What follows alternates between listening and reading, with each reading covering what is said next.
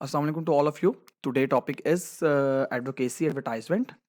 ठीक है जी। तो अपना एडवोकेसी एडवर्टाइजिंग क्या होती है? कोई भी कंपनी अपनी एडवर्टाइजमेंट से रिलेटेड पब्लिक के सामने जो ओपिनियन रखती है, जो अपना पॉइंट ऑफ व्यू उनके सामने रखती है, that is called advocacy advertising. ठीक है, हम इसको एक सिंपल अगर डेफिनेशन में देखें तो most basic meaning of advocacy is to represent, promote और डिफेंड सम पर्सन्स इंटरेस्ट और ओपिनियन। मैं इसको एक सिंपल एग्जांपल के जरिए आपको समझाता हूं कि 2008 और 2009 के अंदर सितंबर में जो कि यूएसए का सबप्राइम जो अपना क्राइसिस आया था, उसमें आईसीआईसीआई जो बैंक है वो बुरी तरह इफेक्ट हुआ था। तो लोगों ने क्या किया, उसके बारे में रूमर्स फैला दिए कि जो बैंक है ये बहुत इसको लॉस हुआ है। तो कुछ उनकी रूमर्स की वजह से शेयर होल्डर्स ने क्या किया, अपने सारे के सारे शेयर्स जो हैं वो सेल कर दिए। आपको भी पता है कि अगर किसी कंपनी के शेयर अगर तेजी के साथ सेल होना शुरू हो जाएं तो उस कंपनी के शेयर्स की जो वैल्यू है वो डाउन होना शुरू हो जाती है, और जो इन्वेस्टर्स है उन्होंने अपने अकाउंट्स जो है वो क्लोज करवाना शुरू कर दिए। तो फिर बैंक ने क्या किया, इसके काउंटर में एक ऐड दी जिसमें उन्होंने लोगों को बताया कि ये एक रूमर्स है, ऐसा कुछ नहीं है, बैंक्स कहीं नहीं जा रहा, बैंक आपका किसी को भी किसी कोई किस्म का लॉस नहीं होगा। तो ये जो रूमर्स फैलता है किसी भी कंपनी के बारे में, किसी प्रोडक्ट के बारे में, उसके बारे में कोई नेगेटिविटी जो फैलती है पब्लिक के सामने, उसके काउंटर में जो एड आप बनाते हैं उसे कहते हैं आप एडवोकेसी एडवर्टाइजमेंट।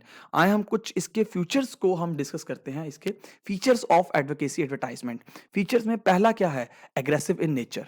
अब एग्रेसिव इन नेचर की बात करें तो ये आपको पता है कि जो एड होती है इसके अंदर आर्ग्यूमेंट्स होते हैं और कंट्रोवर्सी पाई जाती है, इसलिए अपनी ये टाइप की एड होती है ये थोड़ी सी एग्रेसिव होती है। आप लोगों के सामने अपने आर्ग्यूमेंट रख रहे होते हैं, आप लोगों के सामने कुछ अपनी प्रोडक्ट के बारे में, अपनी कंपनी के बारे में कंट्रोवर्सी जो है ना वो बयान कर रहे होते हैं। उसके बाद हम बात करेंगे रीजंस, किस वजह से ऐसा होता है। देखिए, कंपनी की अगर पीआर बड़ी स्ट्रांग नहीं होती, कंपनी की पीआर बड़ी पुअर होती है, इसकी वजह से जो कंपनी जो है वो इस किस्म की चीज़ों का शिकार हो जाती है। जैसे कि मिसाल के तौर पर अगर आपकी कंपनी के जो कुछ वर्कर्स हैं, अगर वो स्ट्राइक पे चले जाते हैं, तो मीडिया क्या करता है, उनकी जो है ना वो एक अच्छी वीडियोज़ बना के उन एम्प्लॉइज़ को सपोर्ट करती है। तो कंपनी उसकी बेस पे फिर उसके रिटर्न में क्या करती है, एक काउंटर में एक ऐड तैयार करती है कि ऐसा कुछ नहीं है, ठीक है? तो फिर हम क्या करते हैं, उसकी थर्ड में बात है मीडिया यूज़ की। तो मीडिया में क्या है कि जिस मीडिया के थ्रू जो पब्लिकली वो चीज़ रूमर्स फैल जाती है,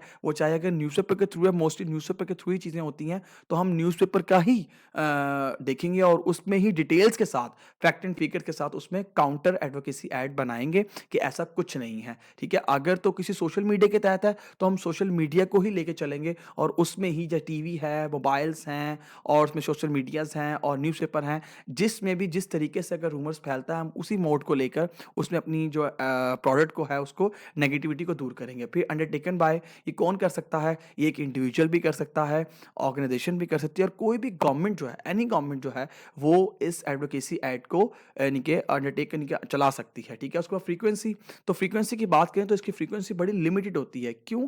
इसकी लिमिटेड इसलिए होती है कि जो जब इश्यू आता है हमें तभी ये काम करना पड़ता है, उसके अलावा हम लोग इस पे किसी भी किस्म की भी ऐड नहीं देते। समहाउ कोई अगर नेगेटिविटी या रूमर्स फैलता है तो हम उसके तहत जो है वो काउंटर अपना ऐड देते हैं, ठीक है? होपफुली कि आपको इस व्हाट इज़ एडवोकेसी एडवर्टाइजिंग समझ आ गई होगी। तो कोई भी अगर समझ नहीं आती तो आप कमेंट सेक्शन में मुझसे पूछ सकते हैं। तो टेक केयर, अल्लाह हाफ़िज़।